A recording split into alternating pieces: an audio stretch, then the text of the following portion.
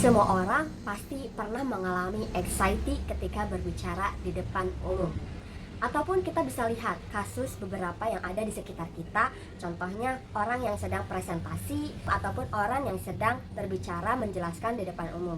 Kemudian kita perhatikan orang tersebut kelihatannya sangat belibet, tremor, nervous, ataupun sampai tidak percaya diri berbicara di depan umum. Ya, itulah namanya public speaking anxiety. Apa sih public speaking anxiety? Yuk kita bahas lebih dalam. Halo, kenalin aku Zidna. Menurut Philips dalam RERIN 2013 menyebutkan bahwa kecemasan berbicara di depan umum yaitu ketidakmampuan individu untuk mengembangkan percakapan yang bukan disebabkan oleh kurangnya pengetahuan, akan tetapi karena adanya ketidakmampuan menyampaikan pesan secara sempurna yang ditandai dengan reaksi psikologis dan fisiologis. Jadi, public speaking anxiety atau kecemasan berbicara di depan umum adalah rasa takut atau gelisah yang dialami seseorang saat harus berbicara di depan audiens. Ini merupakan salah satu bentuk kecemasan sosial yang umum terjadi dan bisa bervariasi dari ringan hingga parah. Banyak orang merasa cemas saat harus berbicara di depan umum. Nah, berbicara di depan umum adalah situasi yang dapat memicu berbagai respons psikologis yang berkaitan dengan kecemasan sosial.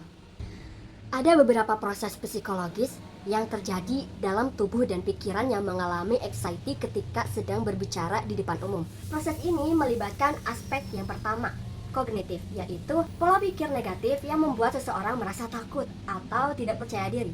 Beberapa hal yang terjadi, pikiran dipenuhi dengan penuh kegagalan. Fokus lebih banyak pada hal negatif, seperti pada kalimat, pada akhirnya pasti akan ada kesalahan. Semoga teman-teman semua dijauhi dengan pemikiran negatif ini ya. Yang kedua ada fisiologis atau tubuh. Saat kecemasan meningkat, ini adalah respons tubuh terhadap ancaman yang dirasakan. Beberapa reaksi tubuh yang terjadi, ada jantung berdetak lebih cepat, ada otot yang menegang menyebabkan gemetar di tangan atau kaki, keringat berlebihan, dan juga ada otak yang mengalami blank menyebabkan kesulitan berpikir jernih. Yang ketiga yaitu ada tindakan atau perilaku. Karena kecemasan yang tinggi, seseorang mungkin menunjukkan tanda-tanda berikut saat berbicara di depan umum. Nah, yang pertama yaitu menghindari kontak mata karena takut melihat reaksi audiens. Yang kedua yaitu berbicara terlalu cepat atau terbata-bata karena ingin segera menyelesaikan presentasi atau berbicaranya. Yang ketiga yaitu menggunakan filter word yang berlebihan seperti kata jadi atau karena sulit berpikir jernih. Yang keempat yaitu postur kaku atau gestur tidak natural karena takut melakukan kesalahan sehingga gerakan menjadi tidak alami. Nah, bagaimana faktor psikologis seperti kecemasan dan memori jangka panjang mempengaruhi proses berbicara? Kecemasan, terutama dalam situasi seperti berbicara di depan umum, dapat mengganggu alur berpikir seseorang. Saat seseorang merasa cemas, sistem saraf simpatik diaktifkan, menyebabkan respons fight or flight yang meningkatkan detak jantung, menegangkan otot, dan bahkan menghambat aliran darah ke otak. Akibatnya, seseorang mungkin mengalami kesulitan dalam mengakses informasi yang telah mereka persiapkan sebelumnya, sehingga meningkatkan kemungkinan untuk lupa atau kehilangan kata-kata di tengah berbicara. Nah, kemudian bagaimana sih peran latihan dan pengalaman dalam meningkatkan kemampuan berbicara? Dengan latihan yang berulang, seseorang dapat menghafal poin-poin penting dalam pidato atau presentasi, sehingga mengurangi risiko lupa materi saat berbicara di depan umum.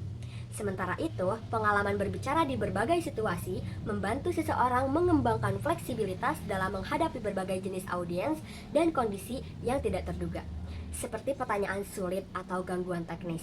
Kemudian, apa strategi kognitif yang dapat digunakan untuk mengurangi kecemasan saat berbicara di depan umum? Menurut Kondo dan Yang 1994 dan 2004, ada beberapa strategi untuk mengurangi kecemasan berbicara.